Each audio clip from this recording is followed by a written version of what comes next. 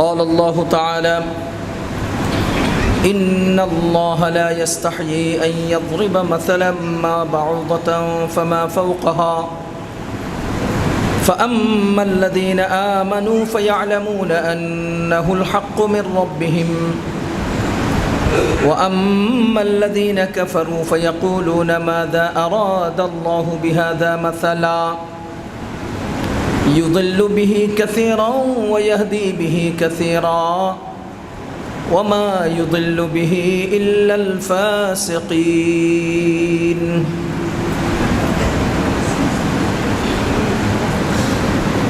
صدق الله العظيم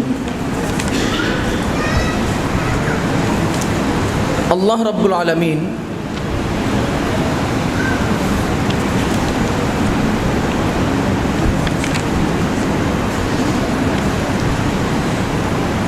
সূরা বাকারার 23 নম্বর আয়াতে আল্লাহ তাআলার পক্ষ থেকে নাজিলকৃত কিতাব এই কোরআন সম্পর্কে চ্যালেঞ্জ করেছিলেন। দেখেন আয়াতগুলোর পারস্পরিক সম্পর্কটা। সূরার শুরু লগ্নে আল্লাহ বলেন যালিকাল কিতাব, এটা এমন একটি কিতাব লা রাইবা ফি, কোনো সন্দেহ নাই। এরপরে আল্লাহ মুত্তাকিদের পরিচয় মানে ইমানদারদের পরিচয় স্পষ্ট করলেন, কাফেরদের পরিচয় বললেন, মুনাফিকদের পরিচয় বললেন। এরপরে সামগ্রিকভাবে সমস্ত মানুষদেরকে আল্লাহ তাআলার ইবাদতের নির্দেশ দিলেন। তারপরে 23 নম্বর আয়াতে আল্লাহ তাআলা আল্লাহর পক্ষ থেকে নাজিলকৃত এই কালামের ব্যাপারে চ্যালেঞ্জ করলেন, যদি তোমরা সন্দিহান হও আমার পক্ষ থেকে নাজিলকৃত কিতাবের ব্যাপারে তো ফাতু বিসূরাতিন মিন মিসলিহি, তোমরা এই সূরার মতো মানে এই কোরআনের মতো একটা সূরা নিয়ে আসো। এরপরে বললেন পারবা না তো, লাম তাফআলু ওয়া লান তাফআলু, পারো নাই পারবাও না, সুতরাং তোমরা আগুনকে ভয় করো, জাহান্নামকে ভয় করো। জাহান্নামের ভয়ের কথা বলে জাহান্নামের সামান্য বর্ণনা দিয়েছেন যে জাহান্নামকে আগুন এবং মানুষ এবং পাথর দ্বারা উত্তপ্ত করা হবে। এরপরে জান্নাতীদের জন্য আল্লাহ তাআলা সুসংবাদ শুনিয়েছেন, যা আমরা গত সপ্তাহে আপনাদের সামনে আলোচনা করেছি।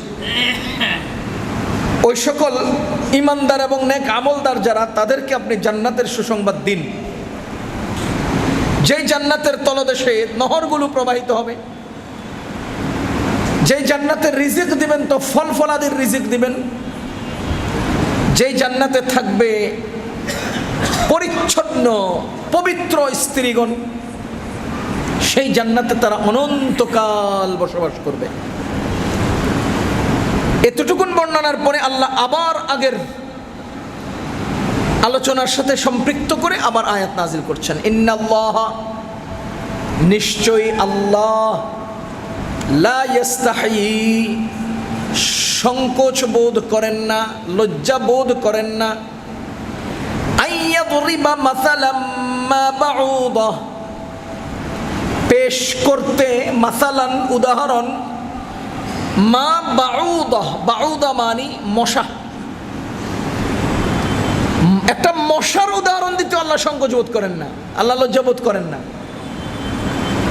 মানে একদম গণনায় পড়ে না এই জাতীয় উদাহরণও আল্লাহ দেন।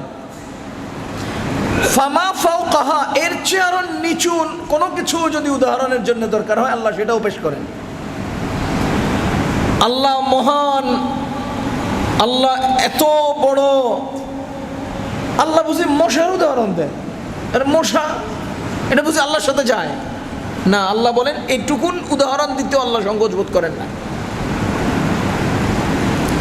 এরপরে ফাআম্মাল্লাযীনা আমানু, যারা ঈমান আনেন, ফায়ালামুনা, তারা বিশ্বাস করে, তারা জানে, আন্নাহুল হাক্কু মির রাব্বিহিম, এই হক, এই কিতাব তাদের রবের পক্ষ থেকে এসেছে। যারা ঈমান আনে তাদের বিশ্বাস এবং তারা জানে যে এই কোরআনে কারীম, এই হক কোত্থেকে আসছে, মির রাব্বিহিম, তাদের রবের কাছ থেকে। কালামে পাক আল্লাহ তাআলার কাছ থেকে এসেছে। ওয়া আম্মাল্লাযীনা কাফারু, আর যারা কুফরি করে, ফায়াকুলুনা, তারা বলা বলি করে, মাযা আরাদাল্লাহু বিহাযা মাসালা, আল্লাহ এই উদাহরণ পেশ করে কি ইচ্ছা করেন, কি চাচ্ছেন, আল্লাহ কি করে, কি করতে চান, এগুলো দিয়ে আল্লাহ কি করতে চান। ইউদিল্লু বিহি কাসীরা, এর দ্বারা গোমরাহ হয়েছে বহু মানুষ, ওয়া ইয়াহদি বিহি কাসীরা, এর দ্বারা হেদায়েত পেয়েছে বহু মানুষ, ওয়া মা ইউদিল্লু বিহি ইল্লাল ফাসিকুন, আরে গোমরাহ আর পথভ্রষ্ট তো শুধু ফাসিকরাই হয়েছে, যারা ফাসিক নয় তারা হেদায়েত পেয়েছে। এবার দেখেন আল্লাহ তাআলা কোরআনে কারীমকে হেদায়েত বলেছেন, হেদায়েত, হুদান লিল আলামিন না, কোরআনকে বলেছেন হুদান লিল মুত্তাকিন, হেদায়েত মুত্তাকিদের জন্য। পক্ষান্তরে কোরআনে আরেকটা জিনিস আছে যেটা হেদায়েত লিল আলামিন, সবার জন্য। সেটা কি? সেটা সূরা আলে ইমরানে আল্লাহ তাআলা এক আয়াতে বলেন, ইন্না আউওয়ালা বাইতিন ওয়ুদিআ লিন-নাস, 6 নম্বর আয়াত সূরা আলে ইমরান। ইন্না আউওয়ালা বাইতিন ওয়ুদিআ লিন-নাস, সর্বপ্রথম ঘর যা মানুষের জন্য আল্লাহ তৈরি করেছেন, লাল্লাযী বিবাক্কাতা, যা মক্কায় অবস্থিত, মুবারাকান, সেটা মুবারকময়, সেটা বরকতময়, ওই মক্কায় অবস্থিত বরকতময় একটা ঘর। বলেন তো এই ঘরটার নাম কি? কাবা। আল্লাহ বলেন হুদান লিল আলামিন, এই কাবা সারা জগতের জন্য হেদায়েত, কাবা সারা জগতের জন্য হেদায়েত। আর কোরআন হুদান লিল মুত্তাকিন, কোরআন মুত্তাকিদের জন্য হেদায়েত, কোরআন হলো মুত্তাকিদের জন্য হেদায়েত। ইউদিল্লু বিহি কাসীরান ওয়া মা ইউদিল্লু বিহি ইল্লাল ফাসিকিন, ফাসিকরাই এই কোরআনের দ্বারা পথভ্রষ্ট হয়, বহু লোক কোরআনের কারণেও পথভ্রষ্ট হয়েছে। আচ্ছা, কোরআনের দ্বারা মানুষ পথভ্রষ্ট কিভাবে হয়? এক হাদিসে আসছে, নবীজি বলেন আল কুরআনু হুজ্জাতুন লাকা আও আলাইকা, কোরআন তোমার পক্ষে দলিল হবে অথবা তোমার বিরুদ্ধে সাক্ষী হবে। আচ্ছা বলেন তো, কোরআন বিরুদ্ধে সাক্ষী হয় কখন? কারো বিরুদ্ধে কেউ সাক্ষ্য দেয় কখন? যখন সে জ্বালাতন করে, যখন সে অন্যায় করে, তখন সে সাক্ষ্য হয়। কোরআনের দ্বারা মানুষ পথভ্রষ্ট হয় কিভাবে বলেন তো? এই উম্মতের মানুষেরা কত ফেরকায়, কত দলে বিভক্ত হবে? 73 দলে। কত দলে বিভক্ত হবে? 73 দলে। তাইলে কোরআন একটা দল কেন 73 হবে? কোরআন একটা দল কেন 73 হবে? এর মধ্যে আবার যাবেন এক গ্রুপ মাত্র জান্নাতে বিনা হিসেবে।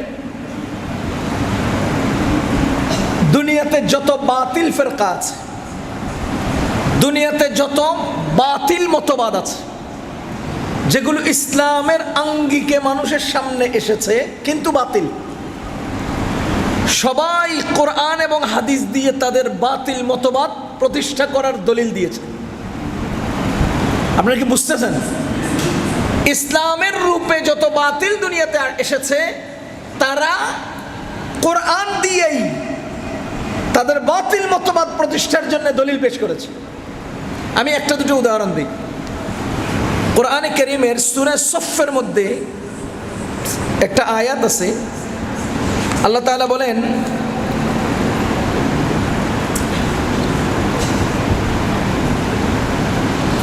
وَإِذْ قَالَ عِيسَى ابْنُ مَرْيَمَ يَا بَنِي إِسْرَائِيلَ إِنِّي رَسُولُ اللَّهِ إِلَيْكُمْ مُصَدِّقًا لِمَا بَيْنَ يَدَيَّ مِنَ التَّوْرَاةِ وَمُبَشِّرًا بِرَسُولٍ يَأْتِي مِنْ بَعْدِي اسْمُهُ أَحْمَدُ। ঈসা আলাইহিস সালাতু ওয়াস সালাম বলেন, পরবর্তী যুগে একজন নবীর সংবাদ দিচ্ছি, যে নবীর আলোচনা তাওরাত কিতাবে, জবুর কিতাবে রয়েছে, অন্যান্য আসমানি কিতাবে রয়েছে। আমি তাদের সুসংবাদ তোমাদেরকে দিচ্ছি, বা ওই রাসূলের সুসংবাদ দিচ্ছি, যে রাসূলের নাম হবে আহমদ। মুবাশশিরাম বিরাসূলিন, আমি সাক্ষ্য দিচ্ছি এমন এক রাসূলের, বা এমন এক রাসূলের সুসংবাদ দিচ্ছি, ইয়াতি মিন বাদি, যিনি আমার পরে আসবেন, ইসমুহু আহমদ, তার নাম হবে আহমদ। আপনারা জানেন গোলাম আহমদ কাদিয়ানি, সে এই আয়াত দিয়ে দলিল দিচ্ছে যে আমার নাম তো আহমদ, তো আল্লাহ বলছে আমার ঈসা আলাইহিস সালামের পর একজন নবী আসবে যার নাম হবে আহমদ, সুতরাং আমি রাসূল। এই যে মিন বাদি ইসমুহু আহমদ, তার নাম হবে আহমদ আর আমার নাম আহমদ, সুতরাং আল্লাহই তো বলছেন কোরআনে সূরা সফের আয়াত, তা আমার আগমন কথা কোরআনে আছে যে আমি আখেরি নবী হব, এই জন্য কাদিয়ানি তার নাম রাখছে, তার নাম হলো আহমদ, সুতরাং সে রাসূল হয়ে গেছে কারণ কোরআনে গেছে। এবার বলেন তো কাদিয়ানির মতো বাতিল সূর্যের আলোর মতো সত্য না? সূর্যের আলোর মতো স্পষ্ট, কিন্তু সে কোরআন আয়াত দিয়ে দলিল দিচ্ছে সে রাসূল। আমি এক মসজিদে তারাবি পড়াইছিলাম 2000 সাল কিংবা তার আগে 99 সালে আমাদের ফেনী এলাকায়। সেখানে এক সরকারি মাদ্রাসার ভাইস প্রিন্সিপাল, উনি যে মসজিদে আমি তারাবি পড়াইছিলাম ওই মসজিদের খতিব সাহেব, ওই এলাকায় আবার খুব বেশি পরিমাণে কিয়াম, মিলাদ কিয়ামের প্রচলন অনেক ছিল। এমনকি যারা মিলাদ কিয়াম করতো না তাদেরকে অনেক দোষী মনে করা, এখনো মনে করা হয়। রাসূল সাল্লাল্লাহু আলাইহি ওয়াসাল্লামের অতিশয় ভালোবাসা প্রদর্শন করতে গিয়ে তারা গুলো করে। আমি ইনশাআল্লাহ নবীজির হকের আলোচনা করতেছি। নবীজির হকের সর্বশেষ হক হলো নবীজির ব্যাপারে অতিরঞ্জন না করা, এটা নবীজির হক উম্মতের উপর, এটা আমি ইনশাআল্লাহ এই প্রসঙ্গে আলোচনা করব। তো নবীজির ব্যাপারে তারা গুলো করছে, বাড়াবাড়ি করছে। আপনি দেখবেন বর্তমান পৃথিবীতে দুইটা গ্রুপ আছে, এই দুইটা গ্রুপে নবীজির ভালোবাসা প্রদর্শন করতে গিয়ে নবীজির ব্যাপারে বাড়াবাড়ি করছে। এক, যাদেরকে আমরা বলি আহলে বেদাত। দুই, যাদেরকে আমরা বলি আহলে হাদিস। আহলে হাদিসরাও নবীজির নামে নিজেদের অনেক মত পথ প্রচার করে, আহলে বেদাতিরাও, ওই যে বেদাতি মাজার পূজারীরাও নবীজির নামে নিজেদের অনেক মত পথকে প্রচার করে। কিভাবে? একটা উদাহরণ দেই। মনে করেন আহলে হাদিসরা আপনাদের কাছে বলবে আমি কি রাসূলের নামাজ পড়াবো না আবু হানিফার নামাজ পড়াবো, এই একটা প্রশ্ন তারা করবে। আচ্ছা, আপনাদেরকে আমি যদি জিজ্ঞেস করি আমি কি রাসূলের নামাজ পড়াবো না আবু হানিফার নামাজ পড়াবো, আপনারা বলেন তো কার নামাজ চান? একজন লোককে বলবেন আবু হানিফা, বলবেন ইনসাফের সাথে বলেন, কার নাম বলবেন? রাসূলের নামাজ। কিন্তু আপনারা বুঝতেছেন না যে এই প্রশ্নের অধীনে কি পরিমাণ সূক্ষ্ম একটা মারাত্মক ষড়যন্ত্র লুকিয়ে আছে। আমি এবার আপনাদেরকে জিজ্ঞেস, এই ষড়যন্ত্রটা বোঝার জন্য একটু ইঙ্গিত দিই। আমি যদি বলি, খেয়াল করেন, আমি যদি বলি আপনারা কি আমাকে চান না আবু হানিফাকে চান? বলেন। নোমান কাসেমের চান না আবু হানিফাকে চান? কারণ আমি তো এমন মার্কেটে বেচা যাই না, বুঝেন নাই? আমি তো মার্কেটে বেচা যাই না। আপনি যদি বলেন যে আজকে আপনি আহমদ শফিরে চান না নোমান কাসিমের চান, কাকে চাইবেন? আপনি জুনায়েদ বাবুনগরী সাহেবরে চান না নোমান কাসিমকে চান? আপনি আব্দুল মালিক সাহেবরে চান না নোমান কাসিমকে চান? আপনি মুফতি দিলাওয়ার সাহেবকে যাত্রাবাড়ির বড় হুজুর মাহমুদুল হাসান সাহেবকে চান না আমারও চান? বলেন। তা আমি তো ভাই মাহমুদুল হাসান সাহেবের সাথেও চাই না। আরে আমি তো মুফতি দিলাওয়ার সাহেবের সাথে বেঁচে যাই না, আমি তো মুফতি মিজান সাহেবের সাথে বেঁচে যাই না। এবার আমাকে মার্কেটে খাওয়ানোর জন্যে আরো উপরের জনের লগে দাঁড় করাইতে হবে। কথা কি বুঝতেছেন না আপনারা? কথা খুব বুঝেন। এবার এটার পরে এবার মূল কথাটা বুঝেন। মুহাম্মাদুর রাসূলুল্লাহ সাল্লাল্লাহু আলাইহি ওয়াসাল্লাম এর পাশে আনলো কাকে? আবু হানিফাকে। এবার আপনাদেরকে জিজ্ঞেস করলাম আবু হানিফার নামাজ পড়বেন না রাসূলুল্লাহর নামাজ পড়বেন? আপনারা বলেন। আচ্ছা, আবু হানিফাকে তুমি রাসূলুল্লাহর সাথে না করালে কেন? এবার আপনাদেরকে জিজ্ঞেস করি, ইমাম একেবারে রাসূল করিম সাল্লাল্লাহু আলাইহি ওয়াসাল্লামকে চান না ইব্রাহিম আলাইহিস সালামকে চান? কোন? মুহাম্মাদুর রাসূলুল্লাহকে নেবেন না মুসা আলাইহিস সালামকে নেবেন? মুহাম্মাদুর রাসূলুল্লাহকে নেবেন না ঈসা আলাইহিস সালামকে নেবেন? আচ্ছা, আপনি বলেন তো মুহাম্মাদুর রাসূলুল্লাহর সাথে তো আমরা মিয়া মুসা আলাইহিস সালাম রনি না, তা আপনি মুহাম্মাদুর রাসূলুল্লাহর পাশে আবু হানিফাকে আনলেন কেন? এবার জিজ্ঞেস জিজ্ঞেস করি মুহাম্মদুর রাসূলুল্লাহকে নেবেন না আবু বকরকে নেবেন? কয় না। মুহাম্মদুর রাসূলুল্লাহকে নেবেন না ওমরকে নেবেন, ওসমানকে নেবেন, আলীকে নেবেন, কাকে নেবেন? তাহলে মুহাম্মদুর রাসূলুল্লাহর সাথে আবু হানিফাকে আনলেন কেন? আপনি কি বুঝতেছেন? আচ্ছা এবার আমি আপনাকে জিজ্ঞেস করি আবু হানিফাকে নেবেন না আবু বকরকে নেবেন? আবু হানিফাকে নেবেন না ওমরকে নেবেন? আপনি ওমরের সাথে আবু বকরের সাথে আবু হানিফা আনলেন কেন? বুঝেন নাই? আরে আবু হানিফা তো মিয়া আবু বকরের সাথে যায় না, আবু হানিফা তো মিয়া আব্দুল্লাহ ইবনে মাসউদের সাথে যান না, আবু হানিফা তো সাহাবায়ে কেরামের সবচাইতে দুর্বল সাহাবী যিনি, তার সাথে আবু হানিফা দাঁড়াইতে পারেন না।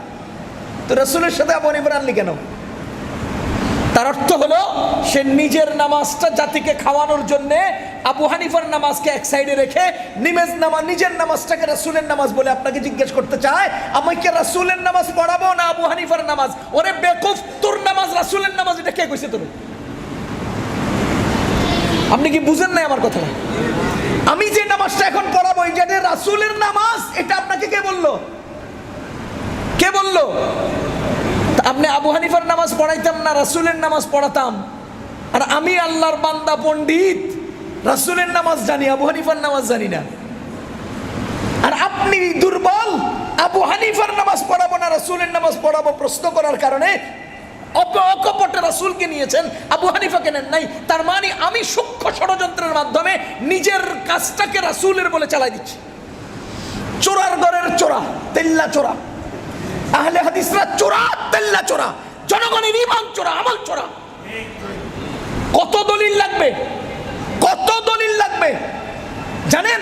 কোরআনে কারীমে আল্লাহ তাআলা প্রথম সূরায় হিদায়াতের দোয়া করে শিখিয়েছেন।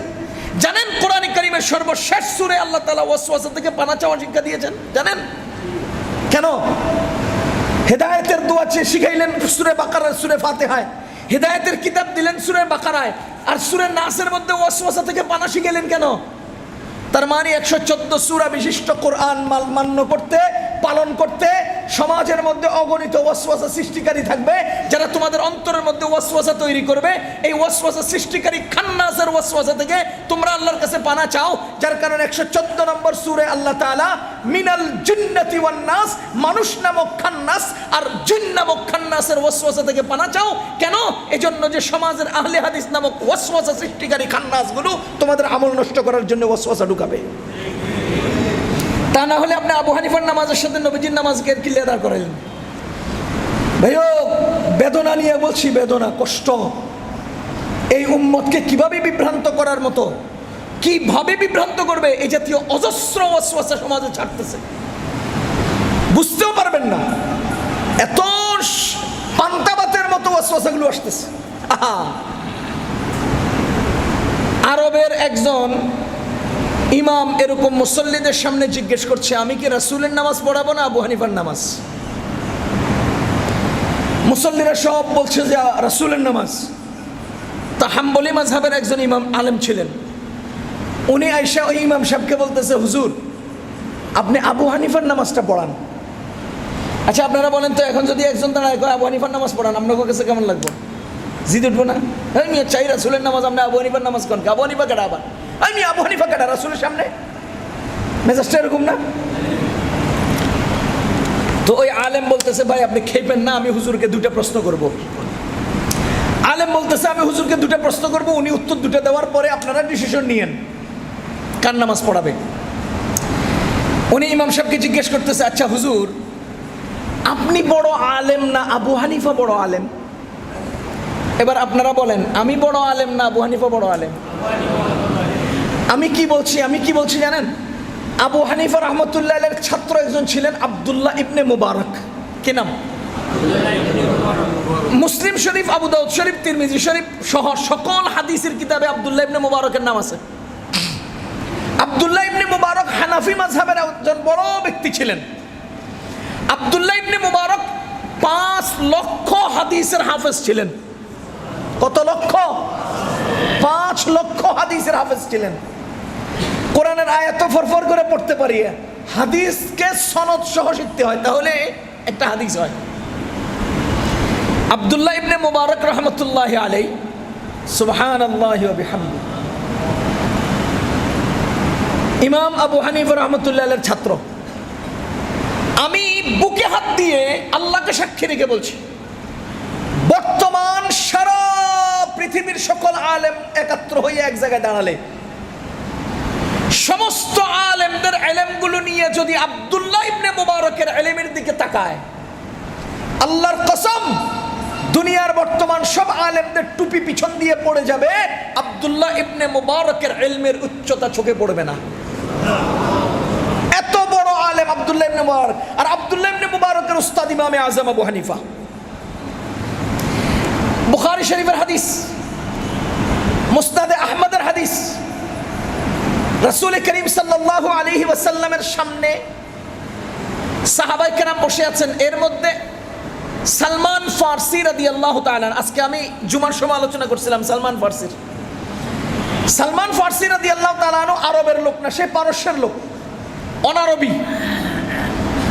নবীজি সালমান ফারসির পিঠের মধ্যে থাপ্পড় দিয়ে বলতেছে, লাউ কানাল ঈমানু ইনদা সুরাইয়া লানা লাহু রাজুলুন, আরেক riwayat আছে লানা লাহু রিজালুন মিন আহলি ফারিস মিন হাউলাই।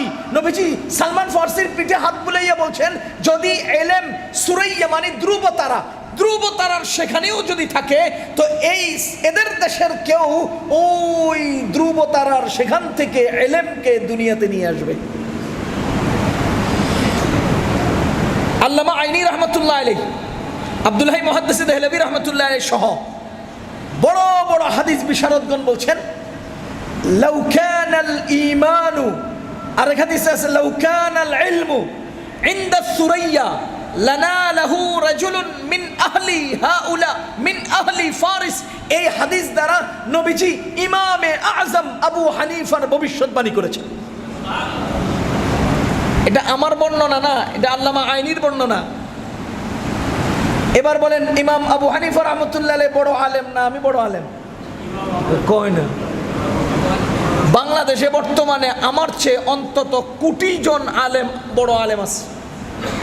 আমরা মিয়া মার্কেটে বেচা যাই না, আমাদের চেয়ে বহু বড় বড় আলেম বাংলাদেশে আছে। এখন ইমাম সাহেবকে জিজ্ঞেস করতেছেন, হুজুর আপনি বড় আলেম না আবু হানিফা বড় আলেম? আপনারা বলেন তো কে বড় আলেম? ইনসাফের সাথে কর না। আবু হানিফা রাহমাতুল্লাহ আলাইহি বড় আলেম। দ্বিতীয় নম্বর প্রশ্ন, হুজুর নবীজির যুগের আপনি বেশি কাছে না আবু হানিফা বেশি কাছে? বুঝেন নাই? নবীজির যুগে, যে যুগে নবীজি চলে গেছেন, ওই যুগ থেকে আপনি বেশি কাছের না আবু হানিফা বেশি কাছের? এবার আপনি আমার একটু ইনসাফের সাথে বলেন, রাসূলের নামাজ আপনি বেশি জানেন না আবু হানিফা বেশি জানতেন? তা আপনারা যে বললেন আবু হানিফার নামাজ রাসূলের নামাজ বেশি নামাজ পড়ান, আপনারা যে বললেন রাসূলের নামাজ পড়ান, আবার আপনারাই বললেন আবু হানিফা বড় আলেম, আপনারাই বললেন রাসূলের যুগ থেকে তিনি কাছের মানুষ। তাহলে এবার আপনারাই বলেন, আমি ইমাম সাহেব রাসূলের নামাজ ভালো জানি না আবু হানিফা ভালো জানেন? তাইলে আপনি আমার নামাজটাকে পাবলিকরে কিভাবে খাওয়াবো? যদি বলি আমি আমার নামাজ পড়াবো না আবু হানিফার নামাজ পড়াবো, আপনারা কেউ আমারটা নেবেন না। এবার আমি কি করছি, আরে আবু হানিফার নামাজ পড়াবো না রাসূলের নামাজ পড়াবো, আপনারা বললেন রাসূলের, তার মানে আমি নিজের টানে রাসূলের কইয়া মার্কেটে চালাই দিলাম। সোরার ঘরের সোরা। কথা কি বুঝতেছেন না আপনারা? তাহলে বুঝা গেল এরা নিজের আমলটাকে রাসূলের আমল বলে মার্কেটে চালায়, এরা নিজের কর্মকে রাসূলের কর্ম বলে মার্কেটে চালায়। যেমন একজন মুজাফফর বিন মুহসিন আছে আহলে হাদিসদের, আমি তো মনে করি আহলে হাদিসদের অঙ্গনে সবচাইতে নিম্নমানের কোন আলেম যদি থাকে তো মুজাফফর বিন মুহসিন। তিনি বলতেছে আবু বকরের তরিকা নামাজ হবে না, রাসূল ওমরের তরিকা নামাজ হবে না, উসমানের তরিকা নামাজ হবে না, আলীর তরিকা নামাজ হবে না, নামাজ পড়তে হবে রাসূলের তরিকায়। এবার আপনারা বলেন, নামাজ পড়তে হবে কার তরিকায়? এটাতে কোনো সন্দেহ আছে? বলেন, এটাতে কোনো সন্দেহ আছে? নিশ্চিত বলতে হবে যে রাসূলের তরিকা নামাজ পড়তে হবে। কিন্তু আপনি আবু বকরের তরিকা নামাজ হবে না বললেন কেন? আবু বকরের তরিকা নামাজ হবে না বললেন কেন? রাসূলের তরিকা নামাজ পড়তে হবে এটা আমরা মানি, কিন্তু আবু বকরের তরিকা হবে না এটা কেন বললেন? এটা তো মানি না। আচ্ছা আপনারা বলেন, বাংলাদেশে প্রধানমন্ত্রী বর্তমানে কে? আগেরটা কে? এখন আমি শেখ হাসিনার ফজিলত বর্ণনা করতে যাইয়া খালেদা জিয়ার দোষ বলতে হবে, কোনো কথা আছে নাকি? বুঝেন নাই? দরকার আছে নাকি? এটা সাদা না কালো? এটাকে যদি আমি একদিন যাবৎ বলি এটা সাদা, এটা সাদা, এটা সাদা, এটা সাদা, এর বিপরীতে এটারে কালো বলার কোনো দরকার আছে? তাহলে আপনি সাদারে সাদা বলতে চাই, কালোরে কালো বলতে হবে কেন? আপনি কারো প্রশংসা করতে থাকেন না, লগে হ্যাঁ আরেকজনের দোষ করতে হবে কেন? রাসূলের তরিকা নামাজ পড়তে হবে, এছাড়া নামাজ হবে না, এই কথা আমরা মানি। কিন্তু আবু বকরের তরিকা নামাজ হবে না এটা বললেন কেন? কেন বলতে হবে এটা? দলিল কি দিয়েছে জানেন? দলিল দিয়েছে, রাসূল বলেছেন সল্লু কামা রাআইতুমুনি উসাল্লি, আমাকে যেভাবে নামাজ পড়তে দেখেছো সেভাবে নামাজ পড়বা। সুতরাং আবু বকরের তরিকা নামাজ হবে না, ওমরের তরিকা হবে না, ওসমানের তরিকা হবে না, রাসূলের তরিকা পড়তে হবে। রাসূল যেভাবে দেখেছে সেভাবে রাসূল নামাজ পড়তে বলেছে, জোরালোভাবে বক্তব্য দিচ্ছে। আচ্ছা, এখন আমার প্রশ্ন হলো, রাসূলের নামাজকে দেখলেন কে? কয় না। তো আবু বকরের তরিকাতে নামাজ হবে না, রাসূলের নামাজ দেখলেন কে? আবু বকরের তরিকাতে নামাজ হবে না। রাসূলের তরিকা নামাজ পড়াতে হবে, আবু বকরের তরিকা নামাজ হবে না। কেন?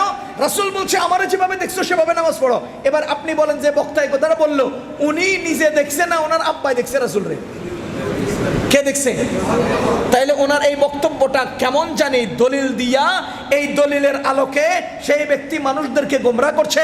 আমি স্পষ্ট বলেছি, ইউদিল্লু বিহি কাসীরা ওয়া ইয়াহদি বিহি কাসীরা। তারা তাদের ভুল মতাদর্শকে জাতিরে খাওয়ানোর জন্য, তারা ওই মতাদর্শ বাস্তবায়নের জন্য কোরআন হাদিসের দলিল পেশ করে। আজীব। দ্বিতীয় নম্বর উদাহরণ, আমি তারাবি যেখানে পড়াইতে গেছি বললাম, ওখানকার ওই আলিয়া মাদ্রাসার ভাইস চেয়ারম্যান, এটা হলো বেদাতিরা, আহলে বেদাত। এই হুজুর, আমি তখন মনে হয় হেদায়া পড়ি এরকম টাইপের, বা আরো নিচে পড়ি। হুজুরে এই জুমার পরে মিলাদ পড়াবেন, তো মিলাদের আগ মুহূর্তে একটা হাদিস শুনাইছেন। হাদিসটা শুনাতে গেছেন, আমি তো একদম পাশে বসে শুনতেছি। কি বললেন? قال رسول الله صلى الله عليه وسلم من صلى علي عند قبري سمعته, যে ব্যক্তি আমার উপরে দরুদ পড়ে আমার কবরের পাশে, আমি নিজে তার দরুদ শুনতে পাই। সুবহানাল্লাহ। নবীজির রওজা মুবারকের পাশে কেউ দরুদ পড়লে নবীজি নিজে শুনতে পান।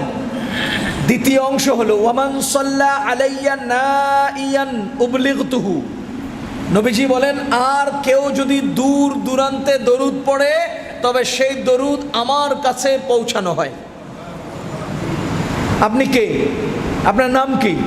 আপনার আব্বার নাম কি? আজকে সারাদিনে কয়বার দরুদ পড়ছেন? এই দরুদগুলোকে ফেরেশতারা একটা প্যাকেটের মধ্যে ঢুকাইয়া মেড ইন বাংলাদেশ নোমান বিন আব্দুল আহাদের পক্ষ থেকে 100 বার দরুদ প্যাকেটটা নিয়ে মদিনা শরীফের নবীজির রওজায় পেশ করে দেয়। বুঝেন নাই? ওমান সাল্লা আলাইয়া নাইয়ান উবলিগতুহু, হাদিস বলে যারা দূর দূরান্তে দরুদ পাঠ করে তাদের দরুদ ফেরেশতাদের মাধ্যমে নবীজির কাছে পৌঁছানো হয়। এটা হলো সহিহ, এটা হলো যৌক্তিক, এটা হলো যৌক্তিক এবং সহিহ অনুবাদ। ওয়াল্লাহ, কোরআন সামনে নিয়ে মেহরাবে বলছি, ওই আল্লাহর বান্দা অনুবাদ করেছে ওয়ামান সাল্লা আলাইয়া নাইয়ান উবলিগতুহু, যারা দূর দূরান্তে দরুদ পড়ে আমাকে তাদের দরুদের কাছে পৌঁছানো হয়।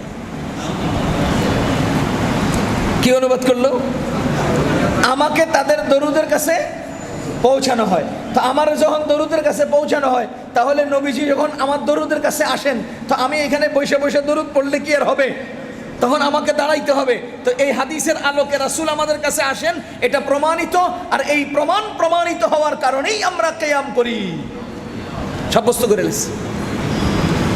রাসূল আসবে আর তুমি সেখানে দাঁড়াইবা না, এটা কেমন কথা? কি বলেন? রাসূল আসবে তুমি সেখানে দাঁড়াইবা না, এটা কেমন কথা? তুমি কি আদব লেহাজ আছে নাকি তোমার? ওই যে সিলেটে কেউ আছেন এখানে? সিলেটের ফুলতলি আছে একটা, সেই জকিগঞ্জ এলাকায়। ফুলতলির পীর সাহেব হুজুর যেদিন মারা গেছেন, আমি ফুলতলির এক বড় মুরিদ এবং ফুলতলি অঙ্গনের আলেমের মুখে বক্তব্য শুনেছি। তিনি বলতে সে ফুলতলির হুজুরের জানাজায় গেছে। ফুলতলি হুজুরের জানাজায় গেছে। এবার আমিও কি করি, ফুলতলি হুজুরের জানাজায় ওখানে গিয়া শুধু তালাশ করতেছি আজকের জানাজা কে পড়ায় কে পড়ায় কে পড়ায়। পরে দেখলাম যে ফুলতলির পীর সাহেবের ছেলে পড়াইছে। ওরে বেয়াদবের বাচ্চা, রাসূল আসলো, তুই কি লেগে পড়ালি? কয় না, যেখানে স্বয়ং রাসূল আসলেন সেখানে তুই জানাজা পড়াইবি কোনা কলে? এবার আপনি বলেন, ইনসাফের সাথে বিচার করতে গেলে কোথায় গিয়া থাকে? ইনসাফের সাথে বিচার করতে গেলে কোথায় গিয়ে থাকে? তারা নিজেদের মত পথকে বাস্তবায়নের জন্য নবীজির দলিল দিয়া নবীজির উপরে বাড়াবাড়ি করছে। আফসোস না? চেয়ারের মধ্যে সুন্দর করে দেখবেন বিভিন্ন বেদাতি এলাকায় এই হুজুররা এমনভাবে বুঝায় পাবলিক রে, সুন্দর করে এখানে একটা তোয়ালিয়া দেয়, উন্নত চেয়ার দেয়, এরপরে চারোদিকে গোল হইয়া এভাবে হাতরে দিয়া একেবারে মুতাওয়াজি হইয়া হ্যাঁ মিলাদ শরীফ কিয়াম শরীফ শুরু করে। কেন? কিছুক্ষণের মধ্যে রাসূল আসবেন, এরপরে রাসূল চেয়ারে বসবেন, আমরা ওনাকে সম্মান জানাই। আমার একটা প্রশ্ন হলো, রাসূল কতক্ষণে আসছে তোমরা কি নিশ্চিত জানতে পারো? না, এখনো জানি নাই। তাহলে যদি তোমরা আগে দাঁড়ায় যাও, রাসূল এখনো আসেন নাই, তো এটা কেমন জানি হয়ে গেল না? আবার রাসূল এখনো ফিরে যান নাই, তোমরা বসে গেলা, কেমন জানি হয়ে গেল না? বুঝেন নাই? তুমি তো দেখলে না কখন আইলো, আগে দাঁড়ায় গেছ, বেয়াদবি হইল না? এখনো নবীজি জান নাই, তোমরা বয়ে গেছো, বেয়াদবি হইল না? যা কোরআন হাদিস দ্বারা সাব্যস্ত না, তা আকল দিয়ে কখনোই সাব্যস্ত করা যায় না। কথা কি বুঝতেছেন আপনারা?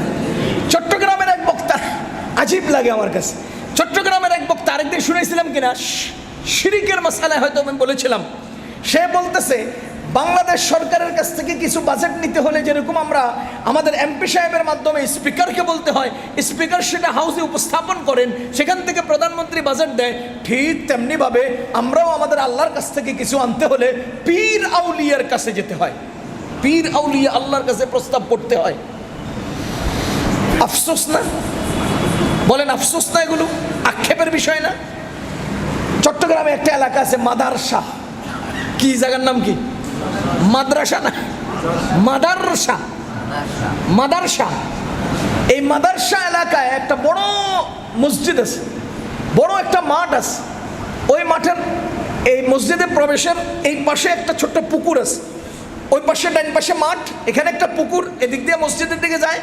পুকুরের কোনায় একটা ছোট্ট ঘর আছে।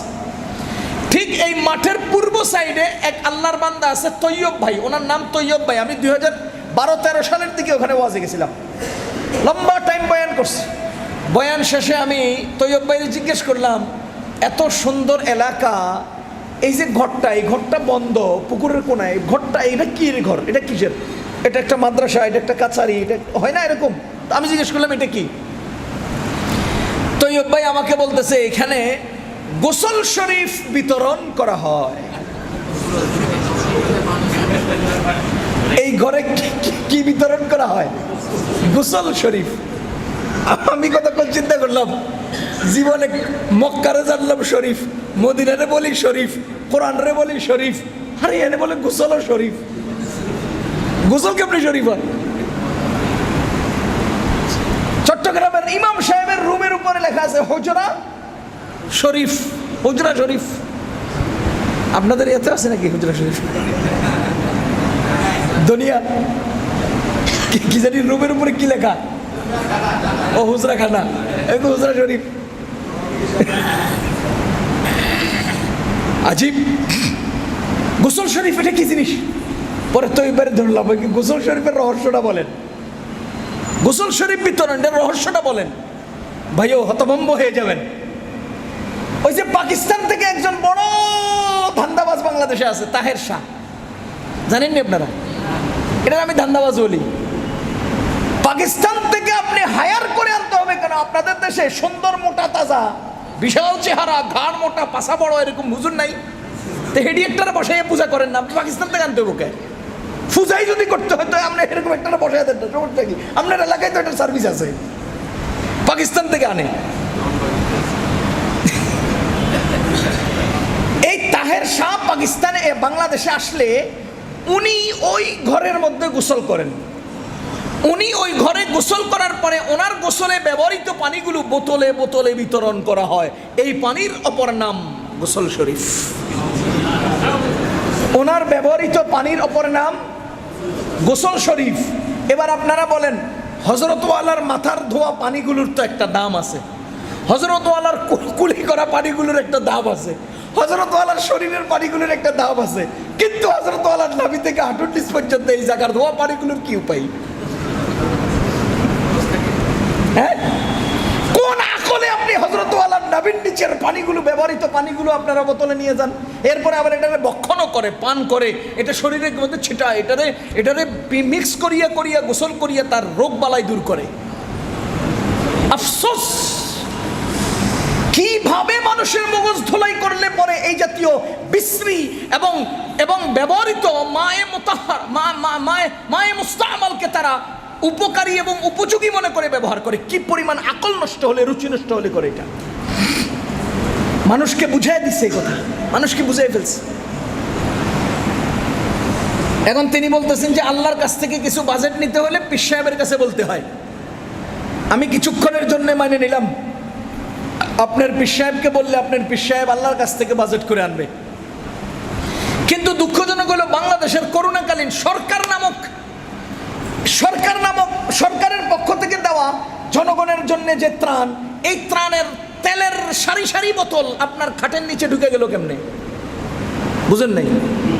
সরকারের দেওয়া বাজেট কিন্তু তেলের বোতল যদি আপনার খাটের নিচে ঢুকে যায়, তো আল্লাহ প্রদত্ত বাজেট করাই তেলের বোতল আপনি কি করবেন? ফিসাব কয় না যে পীর সাহেব আল্লাহর কাছ থেকে বাজেট আনবে, এই পীর সাহেবের তেলের বোতলগুলো কি করবে?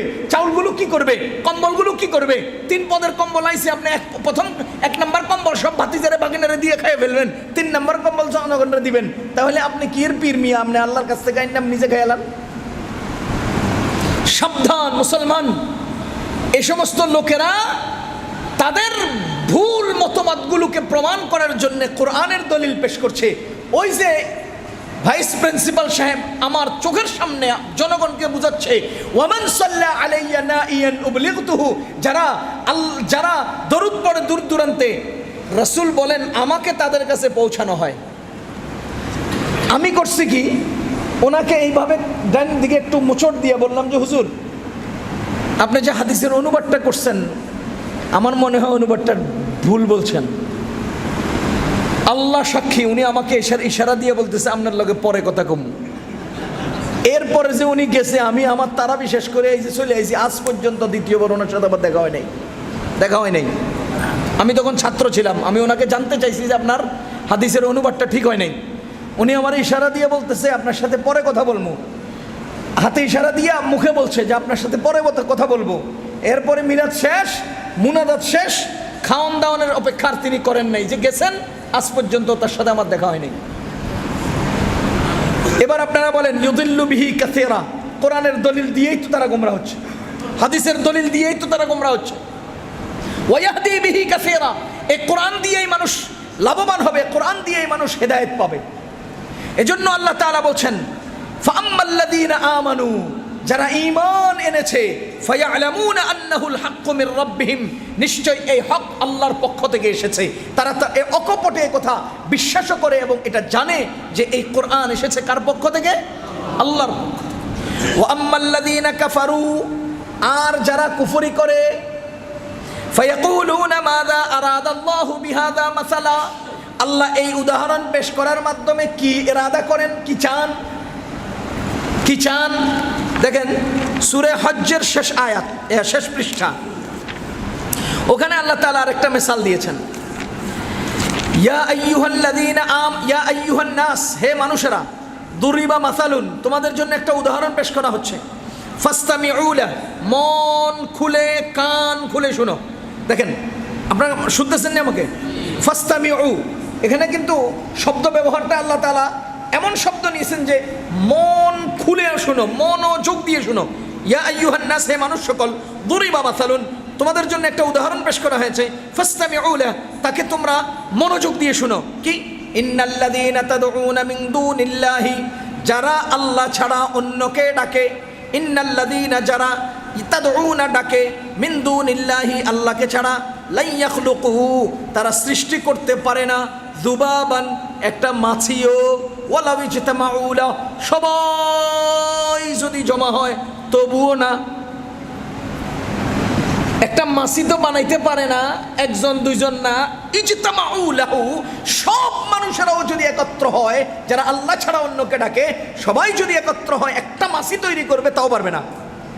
ওয়া ইয়াসলুবুহুমুদ দুবাবু শাইআন লা ইস্তানকিযুহু মিন, যদি একটা মাসি আইসা তাদের খাবার দাবারগুলো বা তাদের কোনো সমস্যা তৈরি করে, কিছু ছিনাইয়া নিয়ে যায়, লা ইস্তানকিযুহু মিন, ওই সবগুলো মানুষ একত্র হইয়াও মাসিটার কিছু করতে পারবে না। মানে সবগুলো মানুষ না, সবগুলো খোদা, তারা যাদের ইবাদত করছে এরা সবাই একত্র হইয়াও মাসিটারে তাড়াইতে পারবে না।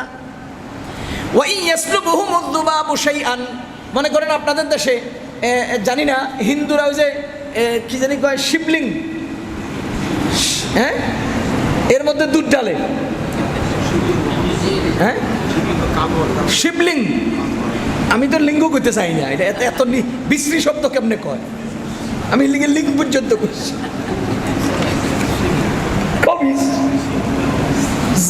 জ্যান্ত মানুষ, জীবিত মানুষ, আকলওয়ালা মানুষ, চোখওয়ালা মানুষ, কানওয়ালা মানুষ, হেরা কেমনে পাথরের তৈরি একটা মোটা সাইডারে শিবের লিঙ্গ বানাইয়া দুধ ডালে, আমার বুঝে আসে না। এর লিগে আমি লিঙ্গ পর্যন্ত কই নাই, শিবলিঙ্গ পর্যন্ত কইছি।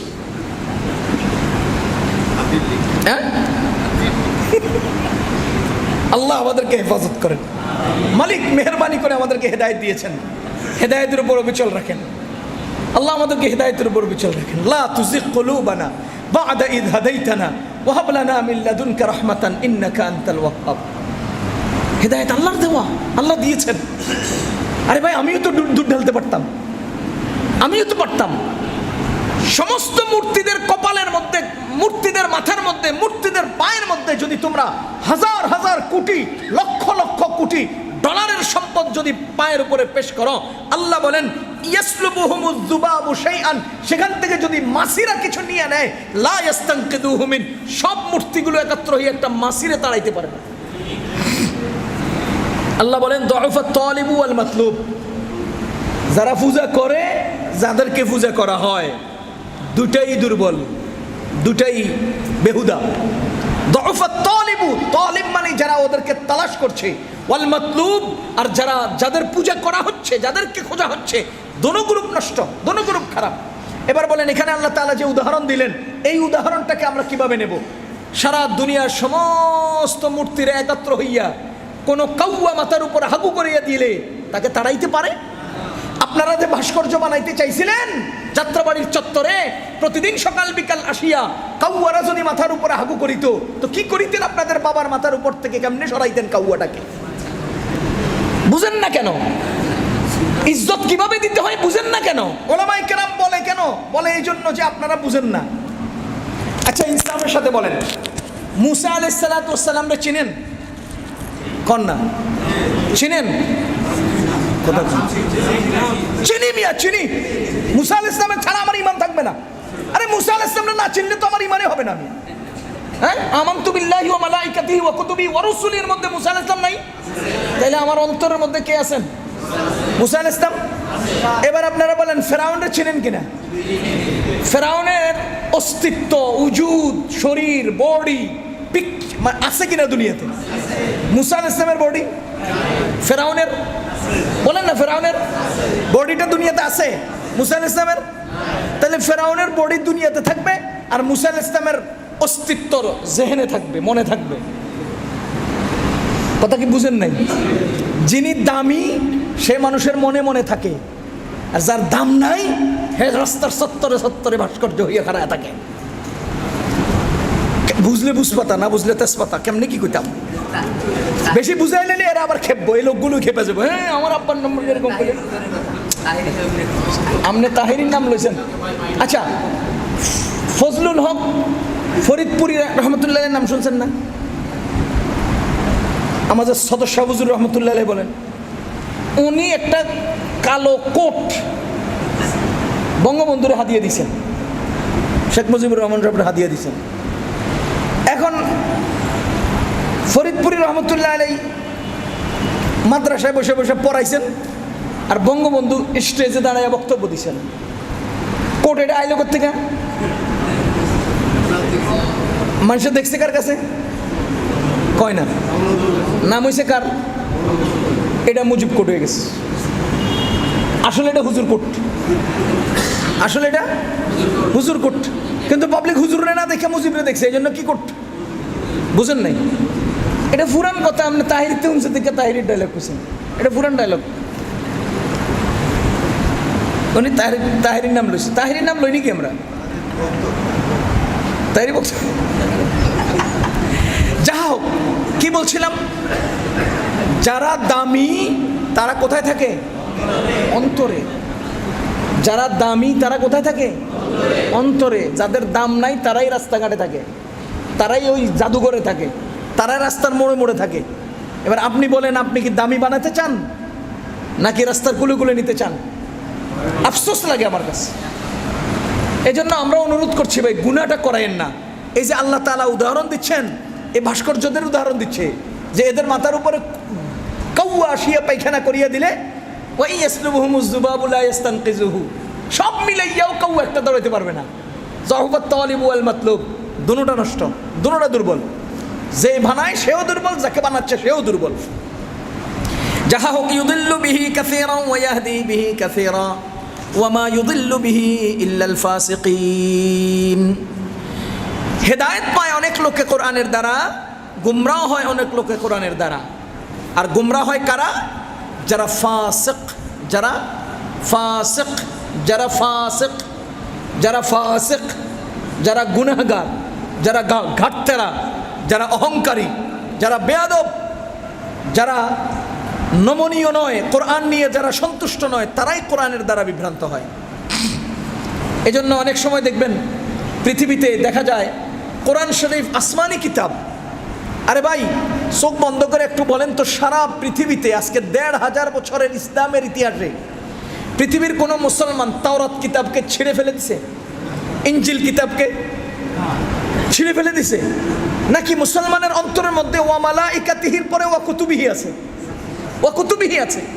আমরা নিশ্চিত জানি আপনাদের কুতুবগুলো দুনিয়াতে নাই, আপনারা নিজেরা বানাইয়া অনুবাদ করে তৈরি করছেন। এরপরেও পৃথিবীর কোনো মুসলমান আজ পর্যন্ত ওদের বানানো তাওরাত কিতাবের কপিটাকেও ফেলে নাই, ইনজিল কিতাবের কপিটাকে উড়া মারে নাই। কিন্তু আমাদের কোরআন শরীফে ছিঁড়ে লাথি মেরে আগুনে ফেলে ইতিহাস আছে না? ওয়ামা ইউদিল্লু বিহি ইল্লাল ফাসিকুন, ফাসিকিন। এই জালিমরাই কোরআনের দ্বারা বিভ্রান্ত হয়, এই জালিমরাই কোরআনের দ্বারা গুমরাহ হয়। বুঝেন?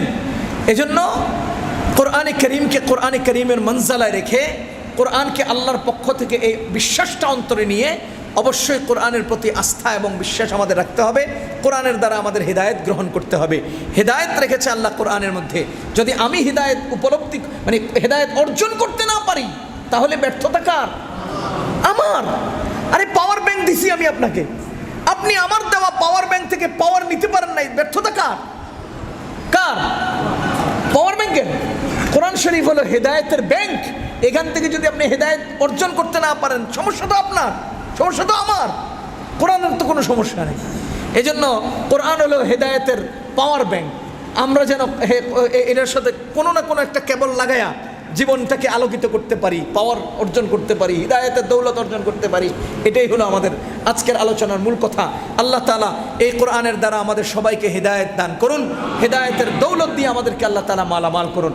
সুবহানাল্লাহি ওয়া বিহামদিহি, সুবহানাকাল্লাহুম্মা ওয়া বিহামদিকা, আশহাদু আল্লা ইলাহা ইল্লা আনতা, আস্তাগফিরুকা ওয়া আতুবু ইলাইক।